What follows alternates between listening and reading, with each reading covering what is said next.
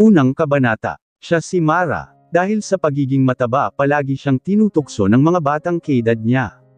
Pilit man niyang unawain na hayaan na lang minsan hindi nakakalampas sa kanya ang gumanti, lalo na pag siya ay nasa tama. Isa siyang mabait na bata masunurin sa magulang. May galang masipag mag-aral may pangarap sa buhay. Boyfriend is not her priority but noong makita niya si Dalton nagbago ang lahat. Hoy! Chubby Bunny. Muntik akong mabulunan ng kinakain kong turon.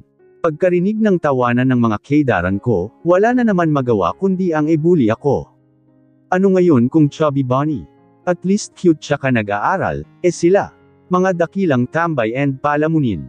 Chobolita, sigaw ni Cindy, feeling astigang dilaw naman ang ngipin. Pabida pa itong nakipag-appear sa mga kaibigan niya kaya nagtawanan ang mga ito. Mag-toothbrush ka kaya muna Cindy para naman pumuti ang ngipin mo. Ang aga-agang tumambay mukhang wala pang mga mumog. Masarap ba yang talaba mo Myra? Baka nangangamoy na yan ah. Baka nga mas mabaho pa ang hininga niya sa talabang benta ko. Fresh from the farm to oy. Pero sa halip na sumagot sa kanila pinili kong tumahimik. Dedma wala akong narinig. Kupal ninyong lahat. Kung dati umuwi akong luhaan sa bahay, ngayon, wala na akong pakialam. Maliit pa lang ako mabilog na talaga ang katawan ko. Marami daw ang naku-cutean sa akin dati sabi ni nanay, pero ngayon naging bashers ko na. Mga bitter. Nadala ko na medyo extra ang size ko hanggang sa nagdalaga ako. Hindi naman as in extra, super duper mataba, carry lang naman. In short chubby ako pero may curve naman yung katawan ko. Hindi ako masyadong kagandahan, hindi rin naman kapangitan, nasa average level lang. Pero para kina nanay and tatay ako ang pinakamaganda, syempre ako ang one and only princess nila. Mother knows best kaya kahit mataba, ako naniniwala akong pretty na rin ako. Tuwid ang mahaba sa kakulay itim kong buhok, na minsan bumubuhaghag dahil hindi naman ako mahilig magsuklay. Maputi ang kulay ng balat ko na naman ako kay nanay. May salamin ako sa mata kaya hindi masyadong napapansin, ang asul na kulay nito na naman ako kay tatay, medyo may kakapalan ang kilay ko. Dahil hindi ko naman ito pinapabunot. Hindi ako yung tipo ng estudyante na mahilig magpaganda. Masuklay ko lang ang buhok ko, malagyan ko lang ng towels ang kilikili ko. Pagkatapos maligo ayos na sa akin. I invest more in my brain. Pero hindi din naman ako against doon sa mga mahilig magpaganda, it's just that hindi ko forte yon. Nag-iisang anak lang ako kaya wala akong kaati sa pagkain. May maliit na tindahan si nanay, pinili ni tatay na maging isang mangingisda, dahil sa pagmahal niya kay nanay. May maliit kaming sakayang pandagat na ginagamit ni tatay. Kapag pumapalaot siya, meron din kaming maliit na farm ng tahong sa Katalaba. Doon ko kinukuha ang mga nilalako ko. Hindi naman talaga kailangan na maglako ako, minsan lang kapag nagha-harvest si tatay. Gusto ko lang magbenta kasi ang pinagbentahan ko ay akin na. Pandagdag sa allowance ko kapag bumalik na ang klase. I'm incoming second year BS Biology student, maaga akong nag-aral kaya kahit 17 pa lang, magse-second year college na ako. This is the course I took up in preparation for my med school. I want to become a doctor. Yun kasi ang pangarap ng tatay ko. Pero hindi niya natupad dahil maaga silang nag-asawa ni nanay. Actually, pangarap kong maging engineer. Pero dahil mahal ko si tatay and nanay, ako na lang ang magtutuloy ng pangarap nila kahit, hindi naman nila ako dinidiktahan kung anong gusto nila para sa akin. Feeling maganda si Taba. O hindi pa pala tapos. Kala ko yun na yun. Hindi ko sila pinansin, mabilis kong inubos ang turon, kahit magkande paso-paso na ang dila ko sa init. Kailangan kong malimpasan ang mga to. Habang hindi pa sumasanib ang masamang espiritu sa akin. Ayokong mag-transform baka magalusan pa ang beautiful, flawless skin ko kapag nakipag-away na naman ako. Ayaw pa naman ni nanay na umuwi ako galing sa pakikipag-away. Sanay na ako sa kanila kaya ko ring ipagtanggol ang aking sarili. Bahalang magalusan basta makalaban lang yan ang motto ko, pero dahil sabi ni nanay and tatay hayaan na lang kaya umiwas ako. Si Mara Chobolita, ang baboy sa isla, tanong ulit ni Cindy. Huminto ako saglit para tingnan sila. Tinaasan ako ng kilay ni Cindy, susupalpalan ko sana pero wag na, they are not worthy of my time and energy. So instead, I smiled at them, showing them my braces. Wapakels kung sasabihan nilang may bakod ang ngipin ko. Strict ang parents ko kaya pati ngipin pinabakuran. Ano ngayon? Kumpara kay Cindy, mas maganda naman ako kahit medyo bilog ang katawan. Tsaka ano naman ngayon kung chobolita ako? At least matalino. Scholar. Consistent honor student and also pambato ng Isla Leonard National High School dati sa mga contest. Ako ang pinakabatang valedictorian ng Isla Leonard National High School, ako lang ang nag-iisang estudyante na nakakuha ng 100% sa college admission exam sa universidad na pinapasukan ko. Kung ano-ano lang siguro pinapasok niyan sa bunganga kaya ganyan kataba. Ang tagal naman makamove on ng mga to. Anong magagawa ko, madaming pagkain sa bahay. Isa pa ayaw ni nanay and tatay na. Nagugutom ako. Kasalanan ko ba kung binibilan ako ng pagkain ng mga magulang ko? Oo, alam ko. Ano ngayon kung mataba? Hihingi ka. Asa ka ilang taon ko ding pinag-ipunan tong baby fats ko. Mara taba. Piggy oink oink. Lakasan nyo pa. Louder. Louder. May problema ba sa pagiging mataba ko? Pagkain nyo ba kinakain ko? Masama ba maging mataba? Lahat na lang dito sa lugar namin may issue Kung piggy oink oink ako, kayo mga kulang sa nutrisyon. Baka sa sobrang katabaan yan maaga yan magka-high blood. Anong high blood? Heller. Araw-araw akong nag-e-exercise itong paglalako ko ng talaba sa katahong exercise ko na din ta. Naho-jogging din ako, nagsiswimming. Hindi kagaya nyo. Maaga pa lang nagchichismisa na. Walang lalaking magkakagusto dyan, mataba na nga mukha pang gaskasan. Nagmana sa nanay niyang losyang. Ang ganda kaya ng nanay ko. Inggit lang kayo, kahit naman hindi mamahalin. Ang mga damit namin malinis naman ito. Inggit lang sila kay nanay kasi kahit pagsamasamahin, ang pagmumukha nilang lahat taob sila sa mala beauty queen na ganda ng nanay ko. Isa pa, wala akong pake kung walang magkakagusto sa akin. Una sa lahat, gusto ko pang maging doktora kaya wala akong time sa mga love life na yan. Ayokong maging katulad sa mga keidaran kung maaga pa lang nabuntis. May pangarap ako sa buhay. Gusto ko pang matulungan ang mga magulang ko. Magto-tour around the world pa kami ni nanay and tatay. Wala nang pag-asang pamayat yan si Mara, kakatapos nga lang kumain ng turon, ayan siopaw na naman. Lintek naman Ano bang pakialam ninyo kung gusto ko pang kumain ng siopaw sa nagugutom ako Kapag ako talaga pamayat, kuyo kayong lahat sa akin.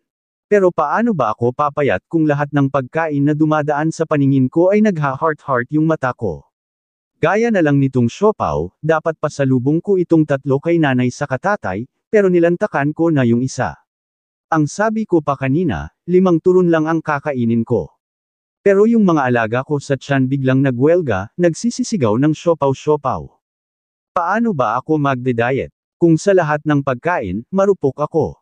Ang pagkain ay buhay. Ang sarap kaya kumain. And I need to eat, hindi gagana ang utak ko kung walang laman ang aking tiyan. Mara, ano yang dala mo? Tawag ni Aling Salome sa akin pagkatapos kong malagpasan ang grupo ni na Cindy.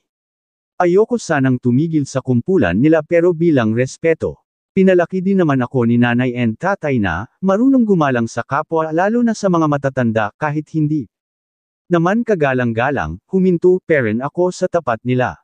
Nagkunwaring hindi narinig lahat ng sinabi nila sa akin kanina. Talaba na lang po, naubos na ang tahong dun sa unahan. Magalang kong sagot. Pinakita ko ang 3 nakasupot na talaba sa loob ng timba na dala ko. Akin na yang isang supot. Sabi ni Aling Eastring. Ako din, isa. Saad ni Aling Salome. Dalawahin nyo na po, para maubos na itong paninda ko. Fresh po yan, ising fresh nyo Aling Salome. Nakangiti kong offer sa huling supot sa kanya. Syempre dapat friendly pa din tayo para maubos ang tinda. Ikaw talagang bata ka, apaka-honest mo talaga. Muntik pa akong mabulunan ng sarili kong laway. O diba, ang daling maniwala ni Aling Salome. Pero hayaan na, at least may pakinabang din naman pala ang pagiging chismosa nila. Ilang taon ka na, Mara? Natigil ako. Related ba sa pagtitinda ng talaba ang edad ko? Pero syempre dahil magalang akong bata, sumagot pa rin ako. 17 po, malawak ng ngiti kong sagot. Plastikan lang. May boyfriend ka na. Ay sabagay sa laki mo yang bihira na ang magkakagusto sa'yo.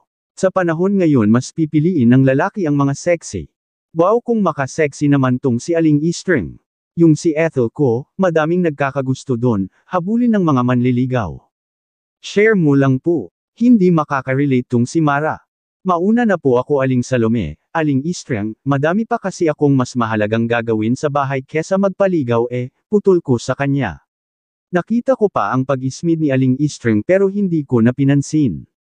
Anong nakaka-proud doon sa mga manliligaw ni Ethel na puro mga tambay? Nga pala Aling Eastring, pakisabi sa anak mong si Elmo. Tigilan nakakabigay sa akin ng siopaw. Hindi ko nakakain kasi hindi masarap, baka daga ang sahog nun kasi pangit ng lasa. Yun lang saka nagmamadali na akong umalis sa kumpulan nila. Pakanta-kanta pa ako habang papauwi ng bahay. Pinilang ko ang perang kinita ko, bawas ang 5 turon, 3 siopaw, 2 malaking baso ng buko juice kanina. Dapat malaki ang maipon kong allowance para madami akong pambaylang pagkain sa pasukan. Ano na naman kaya ang pwede kong ilako bukas? Kakanin kaya? Summer ngayon tiyak marami akong maibebenta. Lalo na kung doon ako sa Isla Leonora Beach Resort. For sure madaming mga dayo ang pupunta dito ngayon bakasyon. Pero kumakain ba ang mga mayayaman ng kakanin? Ay putek! Gulat kong sabi nang biglang may sumerbato sa likuran ko. Ang lawak-lawak ng kalsada talagang sa dadaanan ko pa talaga. Natapon pa ang timba na dala ko. Feeling ko lalabas ang puso ko sa aking dibdib sa labis na pagkagulat. Mabilis na bumaba ang isang lalaki sa itim na sasakyan, "Miss sorry, are you hurt?" Hindi ako nakagalaw agad dahil pinulot ko pa ang timba na tumapon dahil sa gulat ko. Hinawakan niya ang braso ko, tiningnan kung may galos ba pero agad akong umiling. Marahan ko siyang tinulak dahil parang bigla akong napaso sa hawak niya. Paano ako magiging okay kung muntik mo na akong masagasaan? Ang lawak ng daan Paano kung nasagasaan mo ako? Paano kung namatay ako, edi iiyak yung nanay and tatay ko? Gusto mo ipapupulas kita? Gusto kong sabihin sa kanya pero iba ang lumabas sa aking bibig. Nakahawak lang ako sa aking dibdib na dama ko ang mabilis na tibok ng aking puso. Ayos lang, next time, mag-ingat kayo sa pagmamaneho, yun lang ang nasabi ko dahil tinrader ako ng sarili kong utak, for the first time. I was about to go pero biglang may sumigaw na babae kaya napalingon ako. Babe, let's go? Tawag sa kanya nung babaeng nasa front seat. Nakataas pa ang kilay niya sa akin. She looks familiar to me, hindi ko lang matindaan kung saan ko siya nakita. Are you sure you're okay? Tumango ako. Ayokong makipag-usap ng matagal dahil naiilang ako sa paraan ng pagtitig niya sa akin. I can bring you to the hospital. Ayos lang, nagulat lang ako. Sige, mauna na ako. Saan ka pupunta? Ihahatid kita. Babe, come here. Let's go. Muling sigaw nung babae. Dahil hindi sumagot ang lalaki, maldita itong bumaba ng sasakyan nila. Pabalibag pa nitong na-close ang pintuan. What's wrong here, babe? Saad nung babae sabay kawit ng braso niya sa braso nung lalaki na akala mo naman ay aagawin ko sa kanya. Ano bang problema mo, Miss Chubby? Nakakalokong tanong nito, pinasadahan pa ako ng tingin mula ulo hanggang paa. Chris, stop, saway nung lalaki sa kanya. Why babe? She's mataba naman talaga. Maarte nitong sabi, may kabuntot pa itong tawa. And it's not your fault why she's almost hit, kasalanan niya kasi harang-harang siya sa daan. Akala mo kung sinong may-ari nitong island. Kung sabihin ko sayong kami ang may-ari nito baka mapahiya ka. And if ever naman na nabundol mo yan baka siya pa ang magbayad sa atin. Look her body sa laki niyan, baka may upi pa ang car kung nahit mo siya. O baka naman modus niya lang yan para magkapera, kunwari na sagasaan. Doon ko naabot ang aking limitasyon. Mabilis na yumigkas ang kamao ko saka isang iglap lang ay tinamaan na ito. Pero sa bilis ng pangyayari ibang mukha ang aking nataman, dahil mabilis din palang humarang. Ang lalaki kaya sa kanya tumama ang kamao ko. Ouch! Malakas niyang daing. Pagtingin ko sa kanya may dugo na ang ilong niya.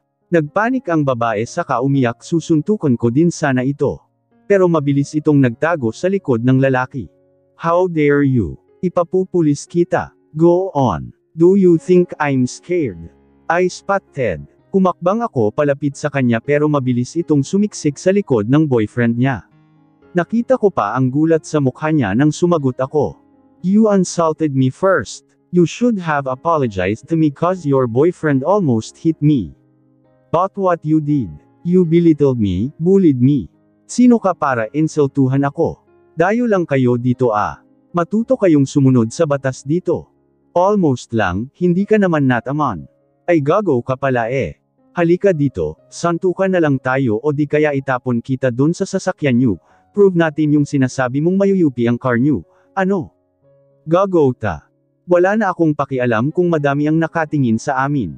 Malapit na pala kami sa entrada ng Isla Leonora Beach Resort, ang resort na tanging mga nakakaluwag-luwag sa buhay lang ang nakaka-afford. It's your fault, kung nakatingin ka sa road hindi mangyayari. Chris stop, bumalik ka na sa kotse. No, I will sue her, she hit you. This fat gerbil need to be punished. Para sa'yo ang kamao ko dahil moldita ka. Halika dito para matikman mo, malakas kong sigaw sa kanya. Maraming napatingin sa amin dahil malapit kami sa entrance ng resort. Nakita ko pa ang pinsan ko pero wala akong pakialam. Huwag mong maliitin kaming mga taga-isla dahil pwede kitang ereklamo, para hindi na kayo makabalik dito. Maayos akong nakipag-usap sa nobyo mo kahit kayo ang may kasalanan pero ininsulto mo ako. I'm sorry for the trouble, miss, hingingi ng paumanhin nung lalaki. Hindi ako sumagot dahil bigla akong nakadama ng inis sa kanya. Kung hindi siya sumalo edi sana hindi siya ang nasuntok ko. Pahiro. Let's go Chris, saad niya sabay hila sa kamay ng babae na ayaw pang sumunod. Hindi pa tayo tapos. I'll see you soon, matalim ang mga matang saad nito sa akin. Whatever, irap ko sa kanya. Next time, wag kang masyadong mayabang miss. Dahil hindi ka kagandahan. Hindi sa lahat ng panahon kayo ang tama, and next time na manglait ka sa katabaan ko siguraduhin mo munang pantay, ang pagkalagay ng foundation sa mukha mo. Pantay ang pagkaguhit ng kilay muha. Mar, anong dala mo? Tanong ni Ann sa akin, siya ang nag-iisang anak ni Nana Nita na kapitbahay namin, kaibigan ni nanay. Nakatingin ito sa siopaw na dala ko. Alanganin pa itong ngumiti nang mahuli ko siyang nakatingin dito. Siopaw, o sayo na lang yang isa. Sagot ko sabay dukot ng isang siopaw na inabot sa kanya. Gaya ko may pagkamataba din si Ann, medyo matangkad lang ako, kaysa sa kanya kaya mas lalo akong nagmumukhang dambuhala. Kagagaling lang siguro nitong maglabada dahil halatang pagod pa ang mukha. Sila lang nang nana sa katatang niya ang madaling nalapitan ni nanay kaya close din ako sa kanya. Ayos lang ba? Nahihiya nitong sabi kaya ngumiti ako. Kunwari pa tong si Ann pero deep inside natatakam na yan. Sa bagay mas masarap tong siopaw na nabili ko kesa doon sa siopaw na binigay ni Elmo sa akin nung nakaraan. Tanggapin mo na bago magbago isip ko, biro ko sa kanya. Mabilis niya namang kinuha sa kamay ko ang siopaw. Sabi ko na nga ba. Gutom na kasi ako, May, pasensya ka na ha. Maaga kasi akong pumunta doon rest house ng amo ko kanina, para maglabada ng mga bedsheets and mga tuwalya. Ayos lang ka ba? Para kang others. Sige kainin mo na yan, mukhang hindi daga ang sahog niyan ngayon, biro ko. Nakita kong umiwi ang mukha niya habang nakatingin sa siopaw, mukhang nagdadalawang isip na kung kakainin niya ba ito kaya tumawa ako. Hoy, ang seryoso neto, hindi ako ganun kasama no. Kainin mo na yan, masarap. Kay tatay sana yun, kaso nakakahiya naman kung yung may kagat ko na ang ibibigay ko sa kanya. Tibale itong may kagat na lang kay tatay. Sa susunod na bibili akong pagkain isasali ko na lang si Ann, kawawa naman. Ito lang din ang kasando ko dito sa mga kapitbahay namin. Nakaidaran ko. Salamat Mar, hayaan mo kapag nagsahod na ako libre kita ng kwek-kwek sa kanto. Sure ba, sabi ko agad. Bawal tumanggi sa grasya kahit na noong huling kain ko ng kwek-kwek, noon pinagalitan ako ni nanay dahil sumakit ang tiyan ko. Mara, saan ka galing?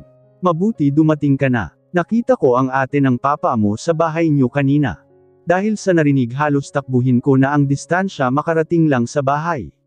May pahabol pang sabi sa akin si Nana Nita, pero hindi ko na ito pinansin. Wala ngayon si Papa na sa sentro nag-deliver ng mga nanaharvest niyang tahong. Sa katalaba kaya tiyak na si nanay ang naabutan ni tita.